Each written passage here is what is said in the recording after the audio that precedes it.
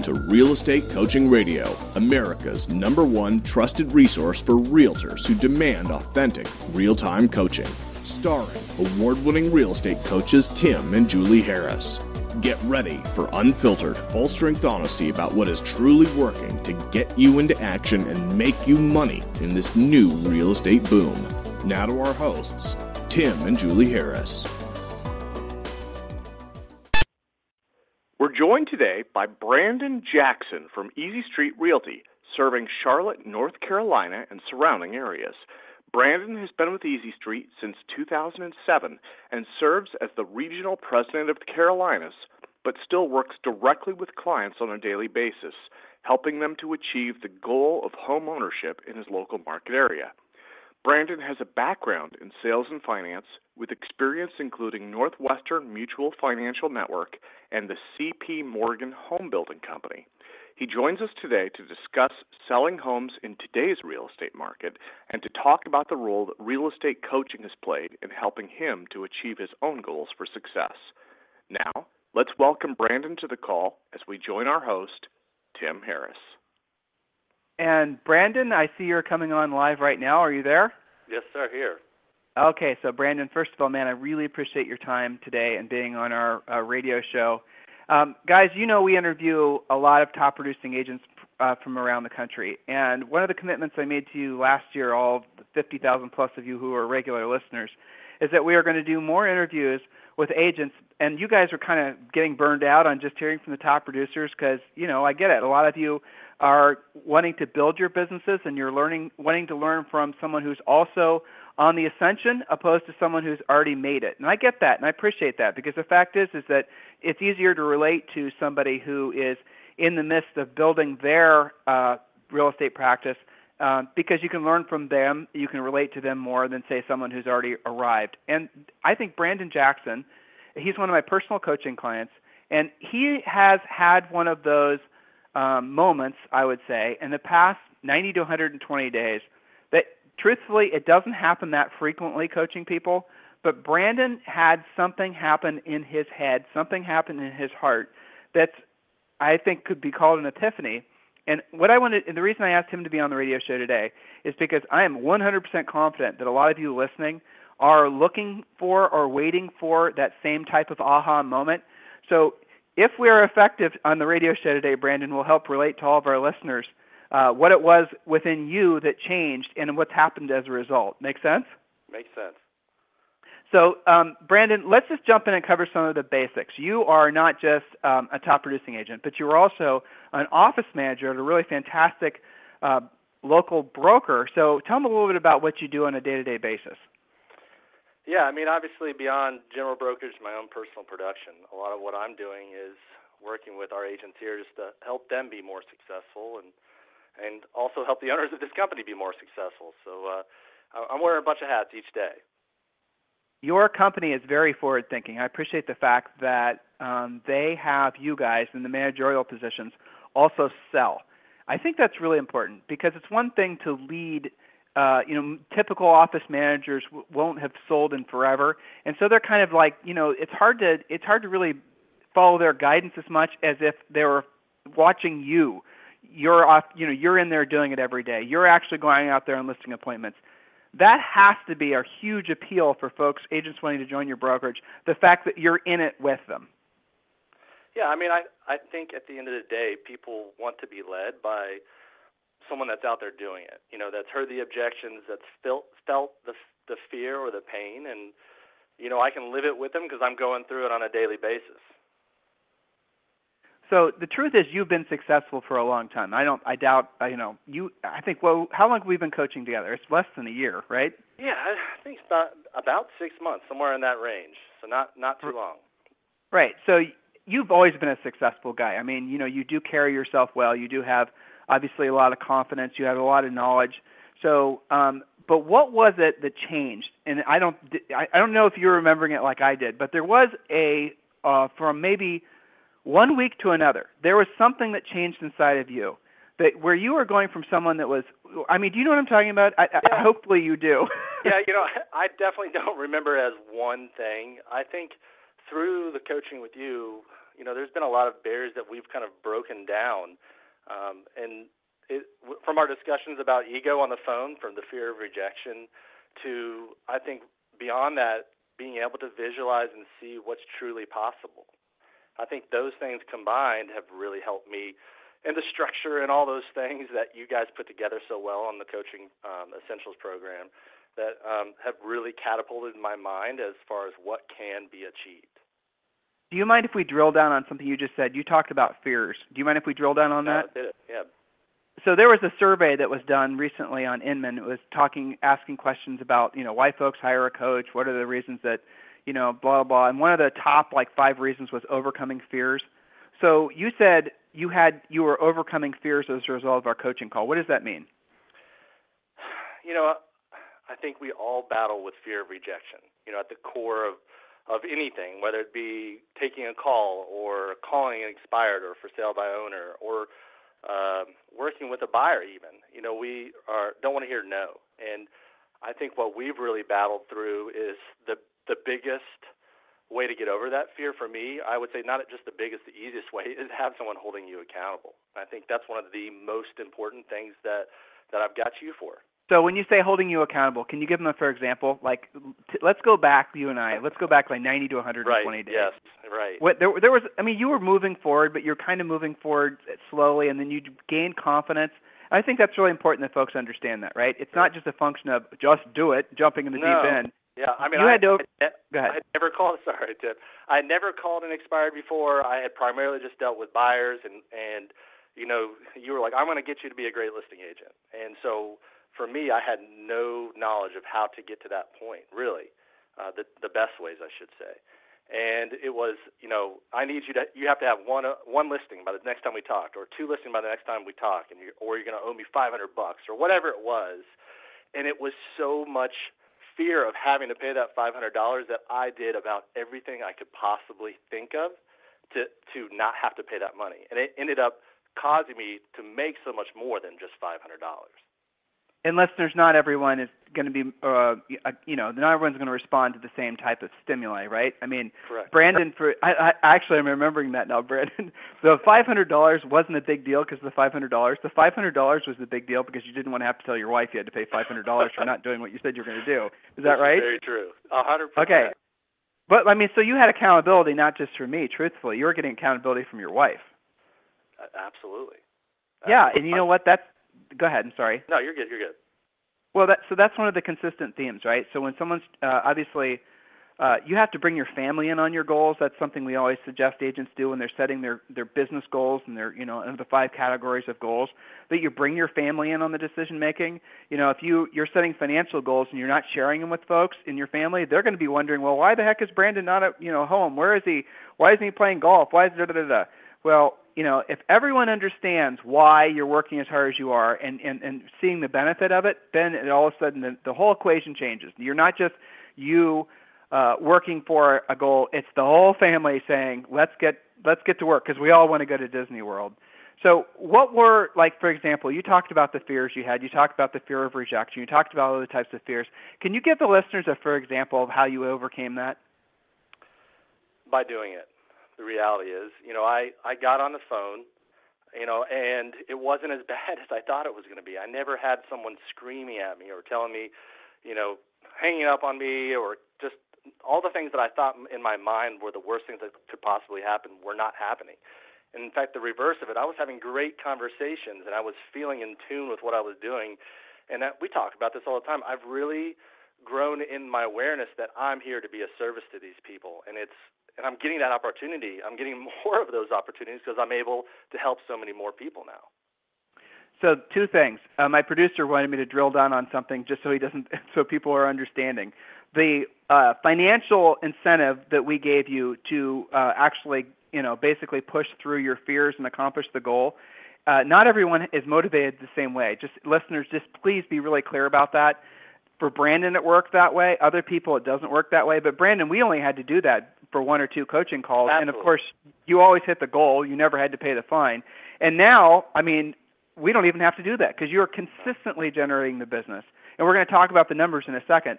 But let's talk about you said specifically something there that's really worth repeating, the mindset of service. How big of a deal was that to you when you got that, when that clicked in your head? I mean, I think that's crucial. Before I get on the phone, or even on this phone call right now, the fears of, that people, I'm going to come across bad, or I'm going to do a bad job on the phone.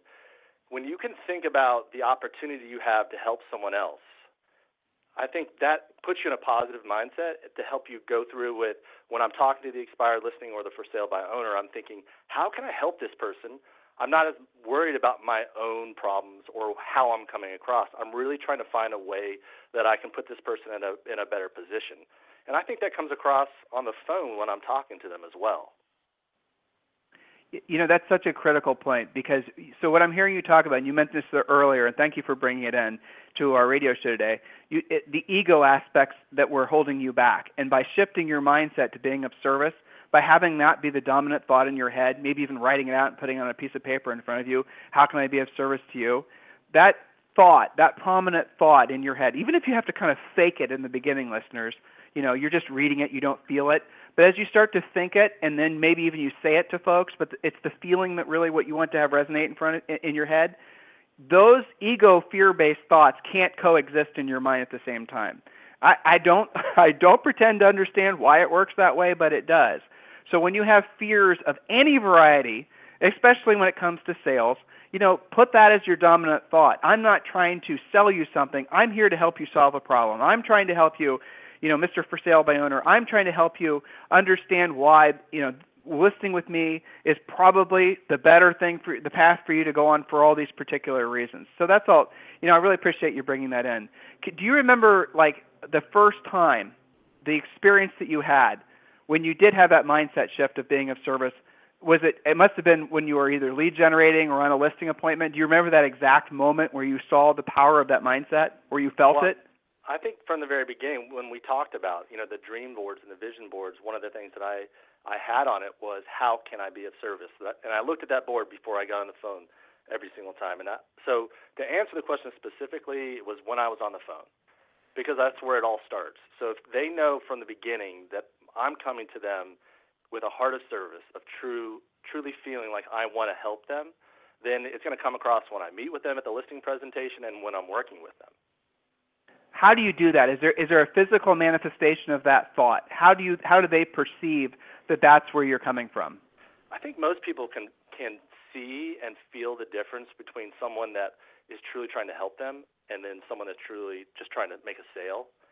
And I don't know if I can tell you what my actions are that emulate what service is, but if it's truly in my heart, in my mind, I think it just naturally comes out. It's how you speak. It's how you carry yourself. But you know what also it is? It's listening to what they're saying and asking questions and being present with them when you're on the appointment or you're on the phone. That's the feeling that people have when they're with, somebody who cares about them. Right. So, guys, these are all the mindset shifts. And, it's easy for you and I to talk about this stuff.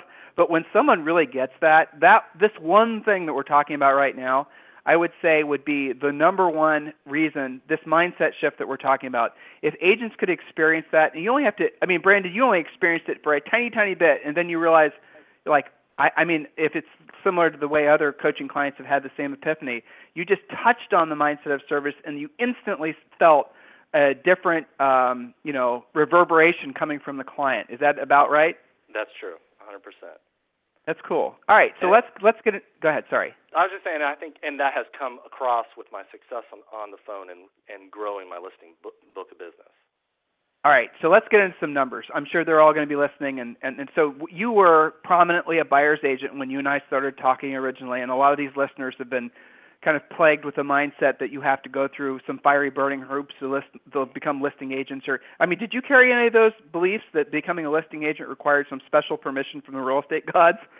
I didn't have that same thought, but I thought that being a listing agent was so much harder and mentally so taxing, and it was less out of my control. So I liked working with buyers because I felt that I could help control the resolution. Like, if they needed something, I could just go find it. Right. It's as Julie says, she says working with buyers is physical labor, because it is, Mm-hmm. Working with sellers is mental labor. In other words, once you learn the skills, once you learn what to say, once you learn their listing presentation, once you've learned how to present the pre-listing pack, once you learn the whole listing, process, and you don't even have to learn it 100%. You just have to sort of have it internalized. Okay, here's a fun question. How would you rate your mastery, and don't worry, I won't make you role play it. How would you rate your mastery of the listing presentation at this point? I would rate it on a scale of 1 to 10, probably in the 5 range. Okay, I appreciate the honesty. All right, and your ability to explain the pages in the pre-listing pack. How would you rate your mastery of that? It's getting better. I would say I'm at a 6 on the pre-listing presentation pages. Okay, very good. How big of a difference has using the pre-listing pack been in your business? Tell them about that. Huge. I mean, the pre-listing package, and it gives you confidence to know how you stand out. Because I think that's one of the biggest fears that agents have when they're going to a listing presentation, especially if they're going to be competing, is, well, how am I different than, Sally Sue? Or what can I do that's going to get that house sold that someone else can't? The pre-listing packet gives you the bullets, the ammunition to show exactly how you're different and why they should work with you. And that gives you the confidence when you get to the appointment that you can pretty much slay anybody. Yep. At least that's how I feel about it. Well, but there's a lot of agents out there that use these, and you probably did too, that kind of use these, I don't know what you want to call it, but they're certainly not, they're not even really very impressive pre-listing packs. It's a folder full of just miscellaneous garbage that they got from 10 different places. It's not an actual organized presentation. It's not an actual. That's the cool thing about. I'm patting myself on my back right now, but the reality of it is the pre-listing pack will oftentimes get the listing for you before you get there. Am I overstating it? Tell me if I am. It has the pre-listing packet. My first expired listing appointment. It's what was in the packet that got the listing that sold within 2 weeks. So, guys, the whole point of a pre-listing pack, it's a package of information, and the one you get as part of our coaching program. There's 18 pages. It's more or less done for you. You have to have a designer kind of make it look to your colors and logos if you're using all that. You have to put in your bio information, all that. But for the most part, it's done for you. The idea is, and the reason it's so effective, even for brand new agents, is that you are going to answer all of the questions that they would have for you before you got there. Brandon mentioned one, and this is a question that agents live in fear of, right? So why should I list with you? What makes you different? Or, all those types of things. It's really difficult in person to have a real confident-sounding answer to that question where you don't sound like you're BSing, But the pre-listing pack is going to give you that confidence because many times they'll have read it prior to you getting there, and your listing presentation is not even going to be a sales presentation for the most part. They're going to have already decided to list with you, and at that point it's going to be following the process, getting the paperwork filled out, putting a price on it, and getting the heck out. That's how effective the pre-listing pack is. Let's talk some numbers. Well, actually, I'm sort of curious. I'm getting this intuitive vibe I should ask you. What are you thinking right now, Brandon? I'm 100% in agreement with what you said, and I want to make sure that, yes, Tim is part of his coaching program is the PLP, and of course he would want to sell it to you. But the reality is, it's probably the greatest, besides your coaching, the greatest investment that I made for my business going forward. We should charge more for it, huh? 100%, as long as you do the new people. Exactly. All right, so let's talk some numbers. You and I have been together for less than a year. You said 6 months. And before, how many listings were you typically taking? Give us some before and afters. Before, in a year, I would probably take 3 of my good friends or neighbors' listings a year. All right. You just said something. That's worth drilling down on. So before, your business was really only coming from your centers of influence and past clients. My listing business, correct. Right. So the listing business was coming from folks that you knew, and for the most part, I imagine most of that business was just showing up. You weren't probably overtly soliciting them in any sort of, measurable way. True or false? Correct. I was not competing. Okay. Well, that's interesting. Why were you, I don't want to put words in your mouth, but you were not competing. That's a big thought. Were you afraid of competing? I think that goes back to the question of how are you different? What can you do to sell my house that so-and-so else would do? And so because I didn't have that answer, or I didn't know myself what I would do differently, the reality is I would not put myself in a position to compete. And if I did, I was not confident. Interesting. Okay, very good. So let's talk some before and after. So before, your business would prominently come from centers of influence and past clients. And so being dependent on that, the business certainly wasn't consistent. You know, you couldn't say for sure how many listings you'd have and when they'd come in. It was just all essentially rolling the dice. And that's probably the reason why you focused on buyers, because, as you said, you thought at least you could have some resemblance of control, correct? Correct. And our firm provides buyer leads and I'm going to put our plug in, and we do a great job at it. So that was what brought in my business. Well, I'll put a plug into your brokerage, too. We coach thousands of realtors from around the country, and there are a couple brokerages in the country that are forward-thinking and I think really in tune with the agent's needs, because at the end of the day, the mindset is that your customer as a broker, your customer is the agent, and the agent's customer is buyers and sellers, and you guys get it. And it's obvious because we coach some of your other agents in your office, and they love you guys. And, obviously if anyone's in your marketplace and they're thinking about at least considering a different broker, they'd be nuts not to go talk to Brandon Jackson at Easy Street, that's for sure. 100%. Yeah, well, good. So I'm helping you do your job there, too. All right, so let's talk before and after. And you're doing a great job of sharing some stuff that might make some other agents uncomfortable, and I appreciate that. Sure. But I think we put it out there that we've been together for 6 months. You just really started overtly going after the business. Right. I do seem to remember there was probably about a month, not so long ago, where you literally turned it on and started getting results consistently, almost in an unbelievable level. All right, so tell the listeners. I'm bragging for you, so you don't have to. No, it's good. No, I appreciate it. So, yes, ever since I've gotten that feel of being a service and gotten more confident with the language and the objection handlers that Tim has given me, my listing side of my business is skyrocketing. So this week I had 4 listing appointments. I took 3 listings. I already have 3 listing appointments for next week, and I have people that are waiting. They're doing projects in their house so we can list sometime in the end of this month and next month. So it's night and day difference on my business. Exactly. But let's put actual numbers to it. In a typical year, you would list how many houses? So I would list about 3 to 4 houses a year.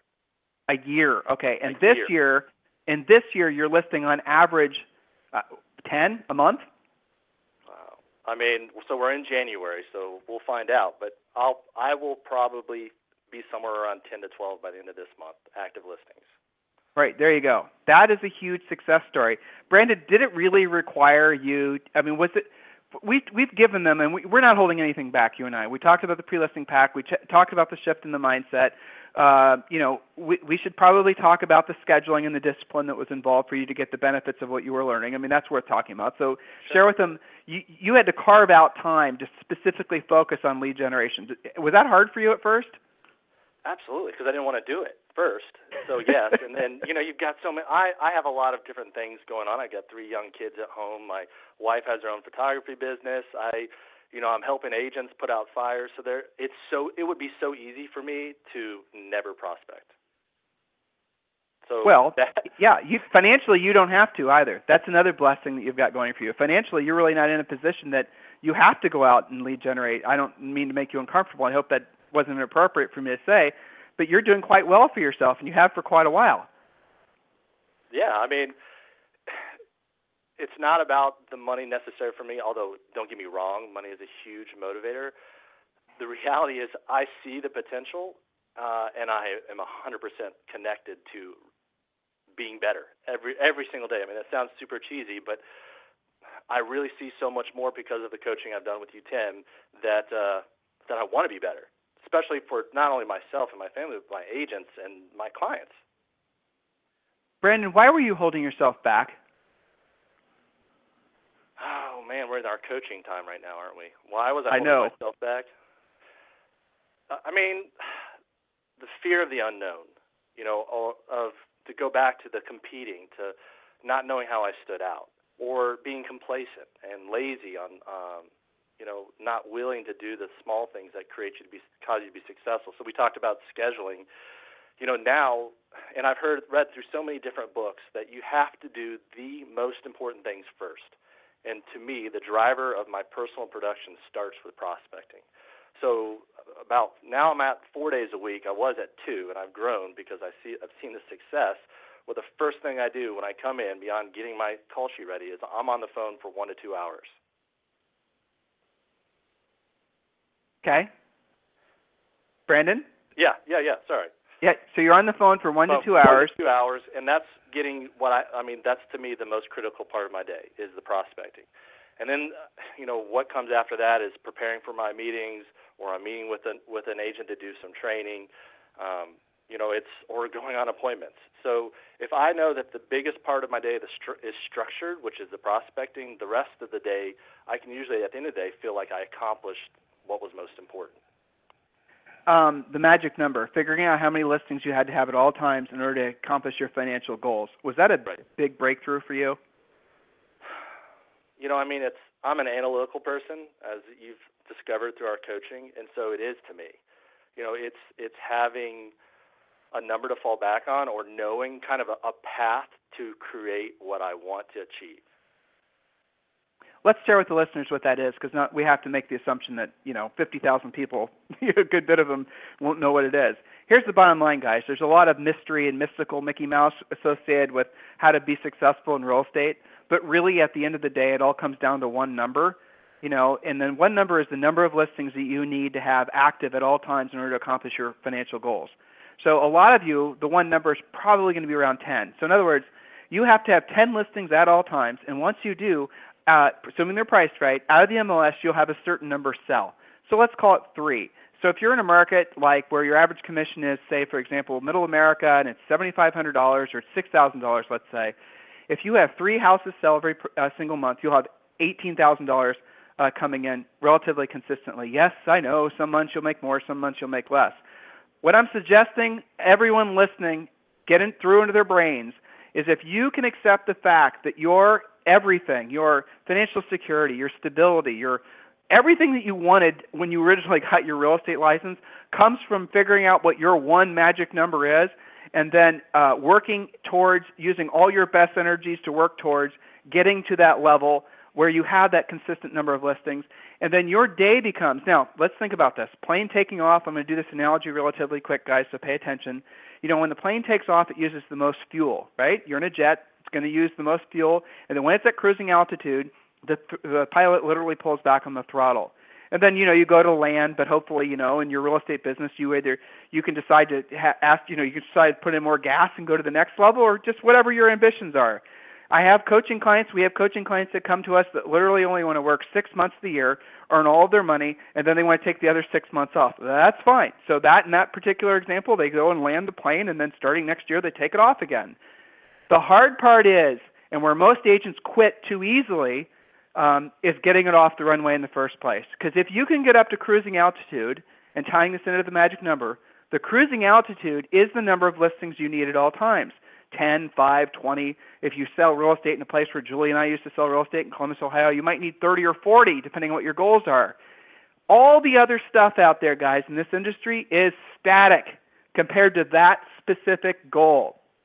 So, Brandon, when you got that, and I know you're helping some of your agents understand that as well, how big of a breakthrough was that for you?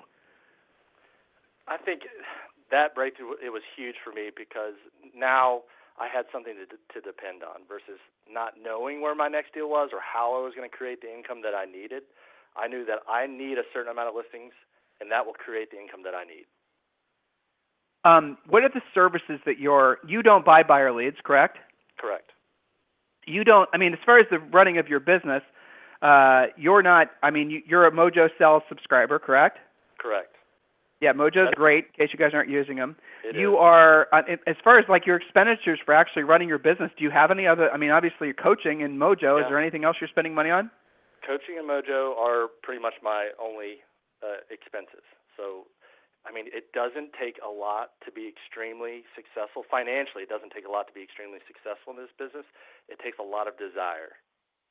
Well, you're now pivoting in the direction I was hoping you were going to. Can we talk about goal setting? Can we talk about what's keeping you motivated? Sure.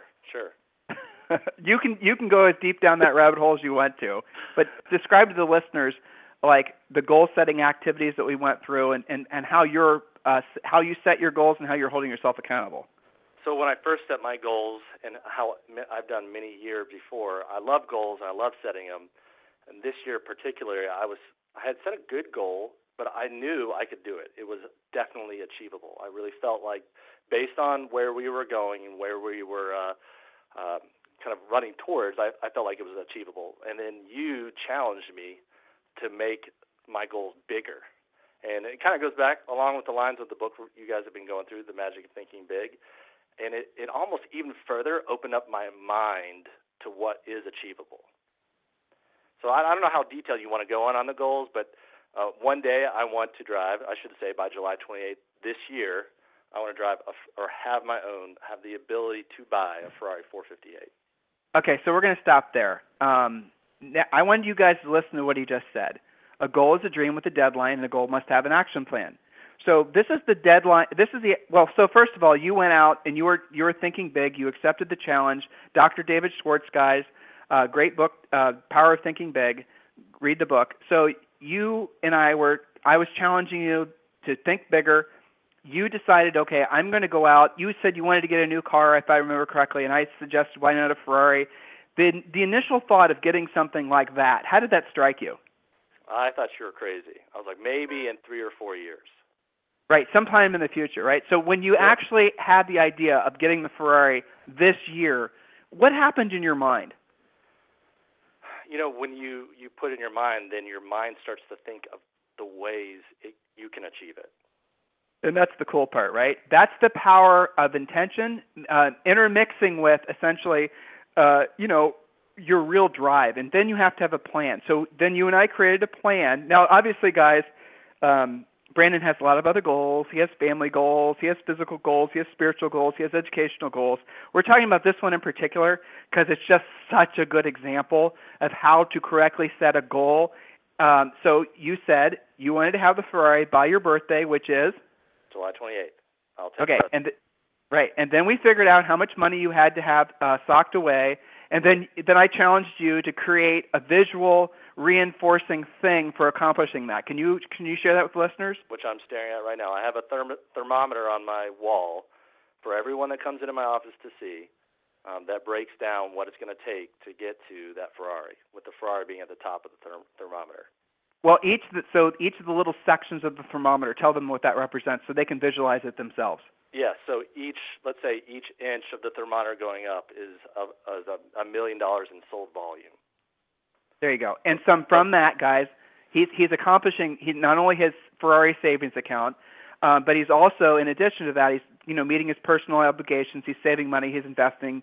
All those good things. So he's not just basically saying, I'm not going to be responsible for my family. He's saying, okay, this is what I get after I've done all these other things, after I've saved the money, after I've, taken the kids to Disney World or wherever the other things are on his goals, right? After I've spoiled my wife, right? So right. These are the things. Okay. Now you said something else too. You want to have the ability to buy the Ferrari. So maybe you save up the $200,000 or whatever, and you choose not to, but at least you'll have had that option of saying no, right? Yeah, 100%. I mean, I may change my mind, but I want that money. It feels awesome. Yeah, it feels awesome. Isn't that cool? To know that the ability is there. And for anybody that's listening, the ability is there. I would hire a coach. I would hire Tim personally. And I wish I had done it 10 years ago, Tim. I mean, we've had that discussion before, but I would have achieved so much more if I had just stopped stalling and decided to have someone hold me accountable, to follow someone that's been through it before. So you just said something, which was great. You're speaking to the Brandon 10 years ago. What would you have said? I mean, just what I said before, but the reality is, guys, coaching has totally changed the direction of my life. And I don't want to make that sound super cheesy or unreal. The reality, it's true. I mean, what I'm going to achieve this year may have taken me 5 years to achieve before that. And it's real and it's tangible and you can accomplish it. But it will help you get there faster if you have someone that knows how to get you there. I'm going to say this just because I know there's going to be listeners right now that are going to say, oh, they're materialistic sons of bitches talking about Ferraris. Guys, your goal can be like what I described earlier with the other coaching clients of only working a half a year or only working a part a year. Or you can have your goal be that you're going to fund some 501(c) that you're passionate about. Or your goal can be being able to work, 3 days of the week so you can do whatever it is that you want to do, pursue a hobby of photography or whatever. Your goal doesn't have to be like this. Coaching is not a one-size-fits-all experience. Brandon's experience, I know I have other coaching clients, they're going to be listening and they're going to be going, wow, that's like completely different than the experience I'm having with a Harris coach, because everybody's experience is different. And, we do our best to obviously design a accountability system, setting goals and getting people to get to that cruising altitude as fast as possible with the least air resistance as possible. And we'll do our best to avoid as much buffeting. But, Brandon, at the end of the day, I've got the easy job. All of our coaches have the easy job. It's you that had to actually do the work. So there's somebody listening right now, and, they've maybe been involved in coaching programs before, or they've read some of the books you and I are talking about. They maybe even have put a little toe into the waters and kind of, they're getting it kind of. Help me push them over the edge. How do we get these guys to realize that life is a gift for the season, that life is a gift that really, frankly, if you look at it that way, anything is possible? Help me convince them. Why would you wait? I mean, the definition of insanity is doing the same thing and expecting different results. I mean, why would you not take a chance? I mean, worst case scenario, you're out a couple of dollars. The reality is what can come of it is so much greater. And, I mean, I personally think you're crazy if you're not hiring someone to help you through the process. Yeah, it's true. I mean, it's like similar to deciding to drive from, where you live to California and not using nav. I mean, why would you do that? Oh, yeah, eventually you could get there, probably, but why would you bother doing it? It's really, but guys, whether you hire a coach or not, just please take away from this call the fact that we are in a blessed industry. We really are. I mean, real estate's such an incredible opportunity, and we're at the very beginning stages of what's going to be one of the best I think maybe economies, but certainly housing markets of our lifetime. You will have more opportunity in the next 10 years to help folks and make yourself a fortune, if that's what your goals and ambitions are, than you probably ever will have again, and certainly what you've ever had. You guys who missed the bubble because you were not in real estate, you're saying, well, I've heard people talking romantically about those days. Trust me when I tell you, for the most part, those days are not like people seem to remember them. They were way harder than now. You had, there are all kinds of reasons why this is the greatest time ever to have a real estate license. If you're not yet feeling your own personal real estate recovery, if you're not yet experiencing really your own epiphany about what's possible, it's on you at this point. You have listened to us, Brandon and I, talking for now a half hour. You've probably been listening to Julie and I on this radio show for over a year. We're doing our best to motivate you. We're doing our best to educate you. But ultimately, guys, it's up to you to get into action. So, Brandon, are there any questions I should have asked you or anything else you'd like to say to the listeners before we sign off? No, we're good. I appreciate the time on here. And if I can help and be a service to anybody that's listening, I'm more than happy to do that. Well, along those lines, do you mind giving your contact information? But I'm going to warn you. I'm going to warn you. When you do, you will be inundated with emails and phone calls. So that's your warning. Well, and it goes back to the same thing. I mean, truly, if you guys want to behind the scenes or have any questions and I can help and I can be a service, I truly want to be that. So call me. My cell phone number is 704-737-4728, 704-737-4728. My email, bjackson@easystreetrealty.com, and my website is brandonismyrealtor.com. And Brandon, listen, I mean this with all sincerity. Thank you for the honor of being your coach, my friend. We're going to have a fantastic year, and I know you know it too. Yes, 100%. Excited. Yeah, man. All right, listeners, thank you. There it is. You guys wanted to hear from somebody who is on their way up. There it is, Brandon Jackson. He is a wonderful example of someone who is clearing the forest so you can walk the path a little bit easier. Just follow in his footsteps, guys. It's not that difficult. If there's anything we can ever do for you, please request a free coaching call at freecoachingcallsforagents.com. Or if you'd just like to skip that step and you'd like to go ahead and enroll, go to timandjulieharris.com, and just choose whatever coaching program is appropriate for you. If there's ever anything we can do for any of you, please do not hesitate to ask. We are here to be of service to you. Brandon Jackson, thank you for being on the radio show, and everyone else, have a fantastic day, and we'll talk with you on the radio tomorrow.